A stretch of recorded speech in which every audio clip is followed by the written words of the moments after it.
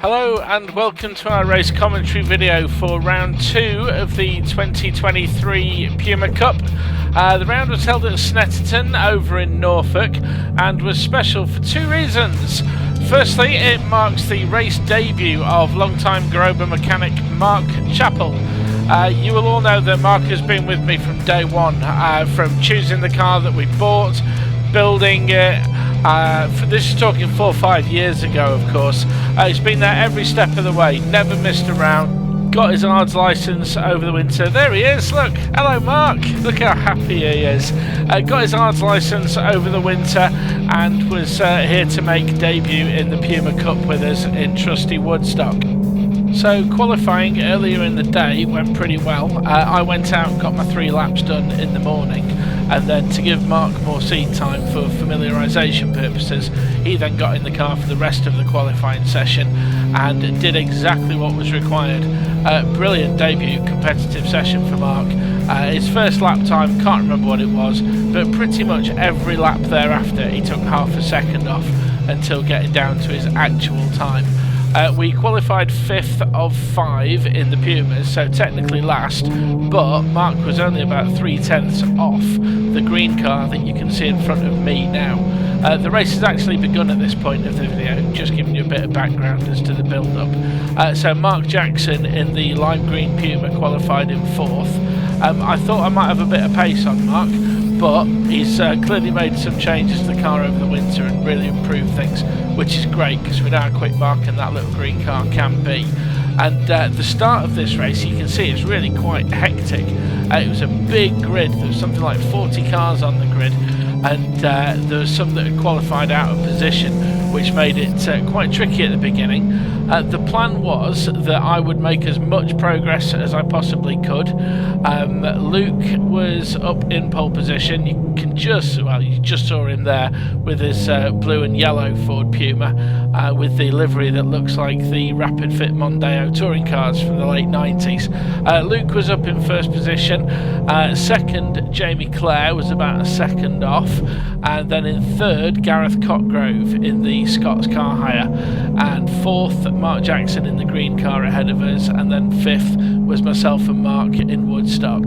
So my plan was to just get my head down, try and make as much progress as possible, so that when I give the car to Mark, hopefully he's either got something to chase, something to hang on to, but the priority for Mark in the second half of the race would simply be to bring it home. That's all you can ever ask for in somebody's debut race. Bring it home, see the checkered flag, have a massive grin on your face, get the signature on your licence, and go home with a brilliant story to tell. So here we are coming towards the end of lap 1. I haven't managed to make the position, get up into 4th, but with all the traffic and stuff, it was pretty tricky on the opening lap. But you can see now things are sort of settled down and most of the cars are running in single file. So warm up done. We had 2 green flag laps in this session as well, so I was confident the tyres would be up to temperature. There's the pit board. Quick acknowledge that I've seen it, I know what the score is, and it's now time to get my head down and start chasing the little green Puma. Now this is one of the fastest parts of the circuit. We brake a little bit, stay in 4th gear and take Richie's corner pretty quick. If my speedo was working, it'd probably say about 75, 80 miles an hour. And you notice I wasn't closing on Mark down that straight, so already I'm trying to think about where I might have an advantage and where I might not. It turns out the straights are not going to be where I've got an advantage, so trying to get a good exit is going to be massively important if I want to make a pass. Round this left-hander at Palmer's, you see my car just squirrel a little bit there, and I'm now thinking, oh, I'm going to get a better exit. So I do get a better exit. I move over to the inside and I'm half thinking about a pass at this point, but Mark is still a couple of car lengths ahead at the braking zone, but he goes wide, he misses the apex, and luckily I was bang in position to take advantage of that. You can now see him in the rearview mirror coming back at me. He's got the exit, but 2 into 1 do not go here, and Mark sensibly backs out. one thing I will say about the Puma Cup is how clean the racing is, and that was a great example. I've seen plenty of other series where two cars would have gone side by side round there and there would have been an accident and someone's got a big damage bill. So all credit to Mark, he knew what the score was, lived to fight another day. It's a long race. Puma Cup races are 40 minutes long with a mandatory pit stop for driver changes, or if you're doing the race on your own, you have to stay in the pits for a certain amount of time so that people who are doing driver changes, like us in this case, aren't at any disadvantage because of that. So I've now got Mark in the rear view mirror. I know we don't have the rear view camera going here, so I can't show you, unfortunately, but Mark stayed there. I did not pull away from him. I was hoping to build a bit of a gap and take the pressure off, because when you're driving and you're looking in your rear view mirror the whole time, it can take your focus away and you lose a bit of your rhythm, you lose a bit of your groove, and you miss out on ultimate pace. So it was important to try and get a bit of a gap to Mark so that I could then politely forget about him, but he just wouldn't go away. He was there the whole time. So it's now a case of see what lap times we can do, compare them to the guys in front. I don't know who's in third place at the moment. Logic would suggest it's Gareth Cotgrove, but up there goes one of the Mazdas, the RX-8s. They race in a different class to us, obviously. They're not Ford Pumas, but we do have quite similar lap times. The RX-8s are incredibly fast down the straights, but look at that, we're much better under braking. So we tend to get in each other's way quite a bit. They sometimes annoy us quite a lot, and I'm sure we annoy them quite a lot. But again, the nature of club racing is you've got what you've got, and you have to deal with what's on circuit in front of you at any one time. I say in front of you, behind you, left of you, right of you, all around you, in fact. Now I can see in my mirror that the RX-8 has got a much better run down here, and he's on the inside going for it, but because he's too tight, he has to almost stop at the apex, and I end up bumping him. Luckily there's no damage, and I'm sure he knows it wasn't intended, but I've now lost all my momentum, and Mark Jackson in the green Puma we mentioned before, he's now right on my bumper. He looked a bit up the inside there, which is why I stayed wide, and there he is. He's managed to get the overlap, but he's not cleared the car length, so I can still claim this corner on the right, and I know that the next two corners are also right-handers. There's one of them, here's the next one, but it's really important to get a good exit here, because this is the longest straight in the UK, the longest straight that the Puma Cup ever goes to, and if I didn't get a good exit, Mark would have been right on me all the way down here. You can see me pumping there. I think I gave him the thumbs up because we were side by side, neither of us gaining on the other, but Mark just edges ahead into the braking zone for the S's. But again, I've got a better line, so I'm confident that I can get him back, snatch second gear, go for the right and stamp on the throttle and chase him down. Now look, I'm just closed a little bit, but up to the bomb hole it's so tight, there's no way two cars can get around there side by side. And of course it's the infamous Coram right-hander coming up here. Again, no way you're going two side by side. Look at the back of his car just squirreling round a little bit, and then you have to get it all straightened up for braking for Murray's chicane here. Down to second, whip it over, stamp on the throttle. Again, in terms of advantages, disadvantages, Mark, you can see on the straight here we're pretty much even. He's pulling away slightly, but that's just because he got his foot down a couple of car lengths before I did. So my advantage, and the place I'm going to do it, is going to be under braking somewhere. That's where I've seen him vulnerable a couple of times. So I know that I've got to think in my head now, where are the big braking zones? Where can I get on his bumper? Where can I show my nose and make the pass if the opportunity presents itself? Now, do you remember earlier I was talking about driving on your mirrors? I think that's exactly what Mark did there. He was looking in his mirror to see where I was going and lost his concentration a little bit, maybe missed his braking point or turning, and ended up going wide round the hairpin. It's a second nature thing. You can't help it. You really have to force yourself to look forward when you've got somebody on your bumper.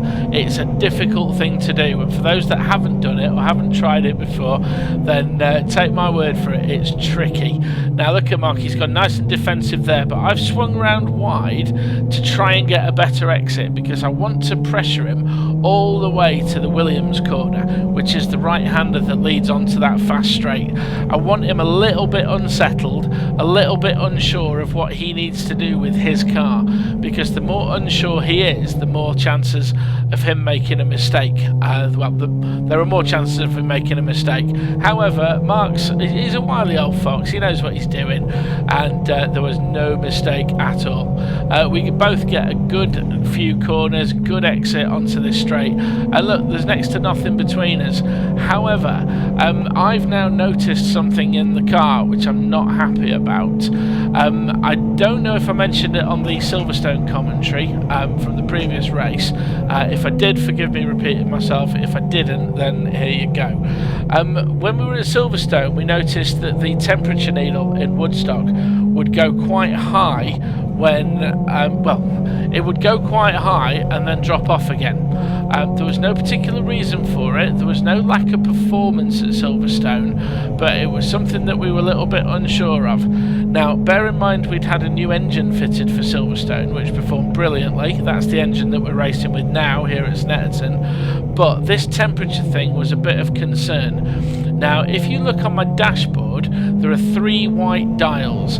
The dial on the right-hand side is the fuel and temperature. The needle top left of that dial is fuel, and the needle bottom right is the temperature, the engine temperature. Now, I've enlarged it here so you can get a better view. If you look at the right-hand side where the little arrow is pointing, the temperature needle is right over to the right. That's in the red zone. That means the engine is running very, very hot, and ordinarily this is not a good thing.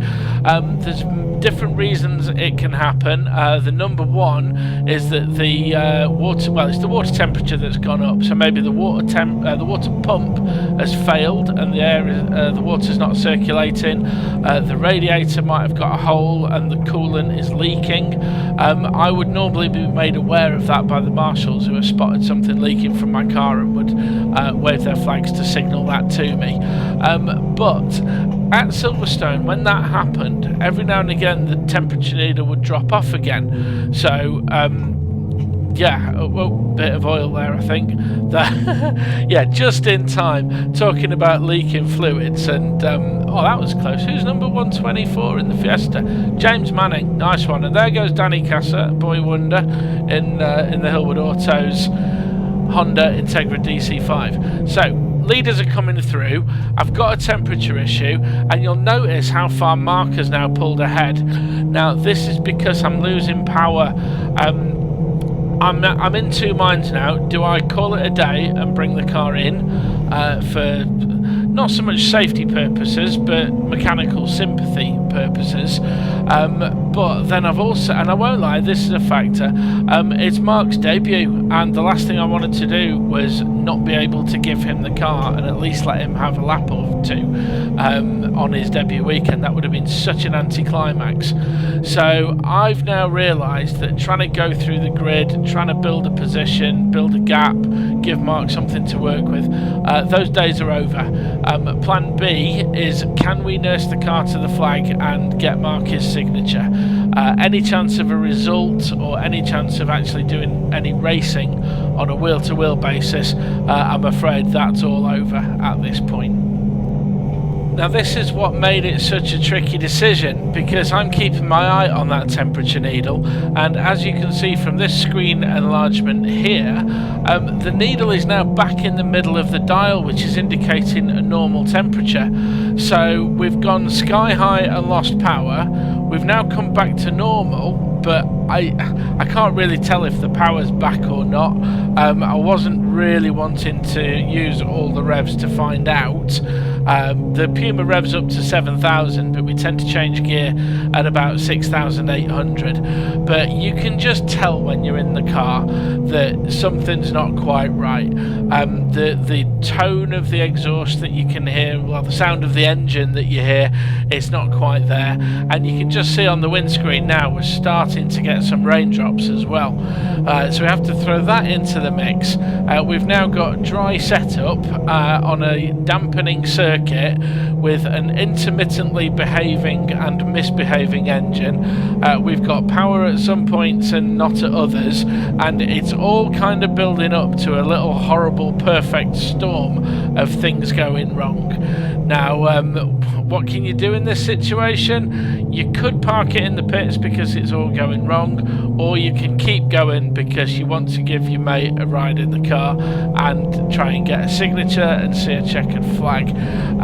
There's no right or wrong decision at this point given the information that we've got, so we keep going for plan A, which is just, well, plan B actually, which was roll round and get to the checkered flag. Windscreen wipers on. It's starting to get proper slippy now. It doesn't always come through on the camera, but yeah, these tyres aren't really made for the rain. They're a semi-slick. It's the Dunlop Durezza DZ03. Now, they are actually a decent rain tyre, but my tyres are actually quite old. They don't have much cut left in the tread, so they're not particularly great at clearing water. So this is just another thing to throw in the pot. You can see on the timer I'm 15 minutes into the session. The pit window is now open, and I can see on the temperature needle there the temperature's gone back up, having come down a little bit on the previous lap at this point.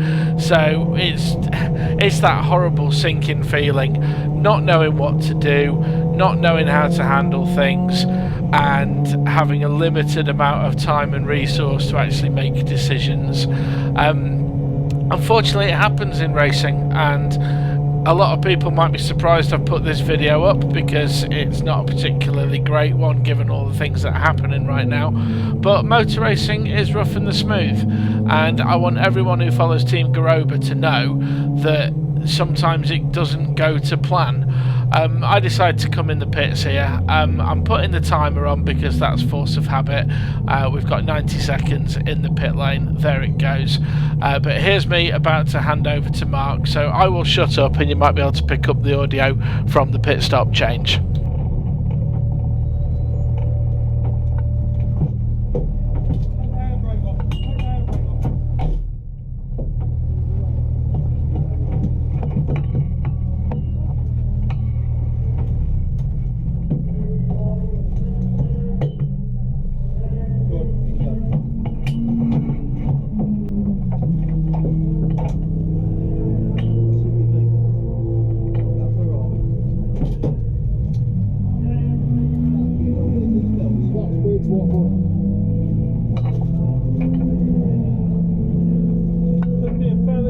The temperature won't come down. Keep your eye on the needle, okay? If it's not coming down, stop it down. It's intermittent. You're down on power, you're not going to be able to set a lap time. If you can just roll it to the flag and get your signature. Okay? Put it in.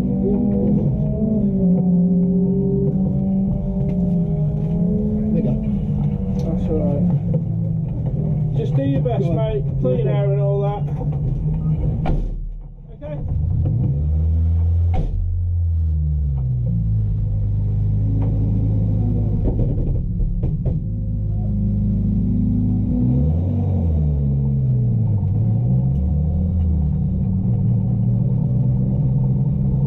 So that's that, pit stop complete, and Mark is now making his debut, not only in the Puma Cup, but his actual race debut. This is the first time he's ever gone onto a competitive circuit in a race.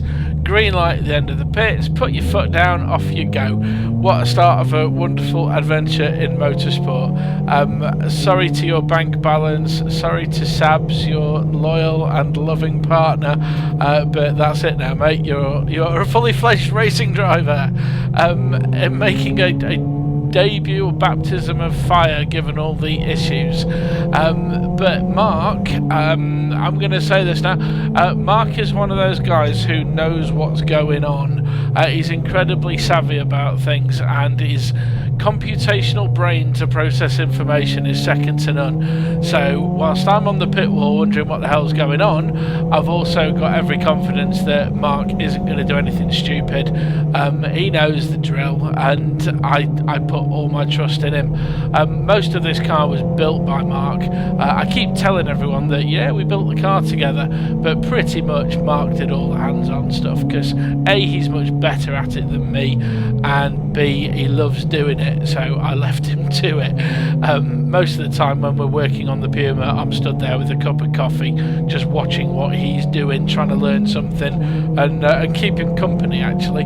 I don't really contribute very much to that side of things, and given how much he's put into the Woodstock over the last few years, time, energy, emotions, and of course money as well. It's not cheap following motorsport, let alone competing in it. So I was proud as punch when he got his licence and decided that he wanted to come racing with me. Woodstock is as much Mark's car as he is mine, and it was just great knowing that Mark was out there. It was only tempered by the fact that I didn't know what kind of car I'd given him, other than it wasn't particularly healthy. There goes the RX-8 that we were battling with earlier on in the race. Now I'm going to start explaining what had happened prior to you actually seeing what happens. Now I think, oh, that was the lap Mark had a spin. I think he just hit the curb a bit too much on the inside. I think normally he'd been driving that corner much faster, so your muscle memory tells you when to turn the wheel, but of course if you're going a bit slower than normal, then yeah, you end up turning in a little bit early. I think that's what happened there, but no harm done, didn't hit anybody, didn't hit anything, so yeah, back to it. Mark's heart rate is probably going like the clappers right now, particularly around this corner because it's one of the scariest in the country. So I'm thinking, you know, he'll just come round to the end of the lap, he'll have gathered his thoughts, he'll have got all the information that he needs from his out lap, and then he'll press on accordingly. Now you can see that temperature needle is still sky high. You can hear from the engine note and where Mark's changing gear, sub 6,000 revs, that all is not right. So by way of explanation, when we were at Silverstone and the temperature needle was going up and down, we did a bit of troubleshooting but couldn't figure it out. In a moment, spoiler alert, things are going to get a bit hairy and Mark decides to retire the car. We'll get to that in a moment because I think it's coming up at the end of this lap, actually. We got back to the garage, we let everything cool down, and then we decided that we would check the fan belt. The fan belt itself wasn't there, it had just gone. The retainer, I don't know if it's a strap or a bolt or an arm or a bracket or something, the retaining bit had gone and the fan belt had gone with it. The tensioner thing, that's right, the tensioner. So what we think was happening is that the tensioner wasn't doing its job properly, and the belt, when it was gripped, everything was turning fine, the radiator, the fan, the water pump, blah blah blah. When the belt lost friction with the pulley because the tensioner wasn't working, then everything's just spinning around but the pulley's in situ, and the water pump stops, the circulation stops. That's when the temperature climbs up. So that would explain why the temperature was up and down intermittently. Every time you hit a curb, the belt might stop spinning, and then the next time you hit a curb, it grips up and starts spinning again, and that's why it was up and down. There was a point in this race, probably my in-lap actually, where the tensioner went all together and we threw the fan belt. So the fan belt is no longer on the car. And when I reviewed this footage after the race, there was a part of the race where you can see the fan belt on the circuit. In fact, just as Mark pulls off the track now, I'm going to go back through the edit, find that bit, screenshot it and post it here. So live production happening, folks. Back with you in a sec. Got it, there it is. That was the screenshot from about 2 laps before I came into the pits. You can see our fan belt on the circuit. I've circled it in red there. So that's where I threw the belt. Mark actually went out, he spotted it as he was driving around actually, and when he came back to the pits, he went back to get it with the intention of fitting it. And once we'd refit it, or well, that was the intention. Sorry, I'm not explaining this very well. We couldn't fit it because the tensioner had gone. That's how we knew that it was the tensioner that had let us go. Let us down and caused all the issues. So the rest of this video, sadly, is Mark driving back through the paddock. I didn't know he'd retired the car at this point. I think, heart of hearts, I knew it was coming when I made my pit stop, because it was just highly unlikely that Woodstock was going to make it another 20-25 minutes out on circuit. So Mark drives off the circuit, uses the support roads to get back to the paddock and tell us all the bad news. I felt awful for him. He'd been looking forward to this debut for so long, and luckily Mark is aware of what motorsport is like and is also aware that this kind of thing can happen, and stayed philosophical about it. He didn't make me feel bad. We both felt bad enough for each other, and also we both felt bad for Woodstock as well, because we both love this little car to bits, and the thought that something's wrong is devastating. But you know, like I say, it does happen in motorsport. You've got cars which are being run to within an inch of their life, and oi oi, beep beep, get out of the way. Paddocks are dangerous places. So here we go, Mark's pulling around the back of the garages, and that's it. That's Puma Cup round 2 from Snetterton. I can't even remember who won the race. Once all this was done and dusted, we basically just packed up and came home to assess things, figure out what had happened. You can see the steam coming up from just under the bonnet there, and Mark and I had a chat about things, and you know, what more can you say really? It happened. We decided to fix it by getting the car back to Mark Hadfield of Mark Hadfield Motorsport. Mark was the one that fitted the engine for us, and I'm going to give him huge praise right now. Huge praise. The video you're watching now is about 4 o'clock on Saturday afternoon. We got on the trailer, brought everything home to Northampton in Sheffield. Mark phoned me up. This is Mark Hadfield. There's lots of Marks involved when we go racing. Mark Hadfield phoned me up of his own volition. He'd spotted on the live feed and TSL timing that something hadn't gone right, and rather than wait for the phone call from me, he phoned me to find out what had happened. Huge kudos for that, because he's assuming the responsibility, and you know, there's pride in his engine builds. At 6 o'clock the following morning, Mark Hadfield was outside my house with his van, ready to take Woodstock back to his workshop on the trailer. So that, talk about service levels above and beyond, that was amazing. 6 o'clock in the morning on my doorstep, so he must have had a ridiculously early start, but that's how much it means to Mark, and that is wonderful from my point of view. So a massive thank you to Mark Hadfield for his cooperation getting Woodstock back to the workshop. A new engine went in, ready for the next race at Thruxton, which was about 3 weeks away. So the next video you'll be able to see how we got on there, but for the time being, that's it. Puma Cup Snetterton round 2 done and dusted, DNF. Thanks for watching. I hope you stuck with it, even though the ending wasn't what we wanted it to be, but yeah, fingers crossed the next one will be a recovery to remember. So yeah, keep your eyes posted for when we post the video of the Thruxton race, and thanks for watching. Cheers everyone, bye.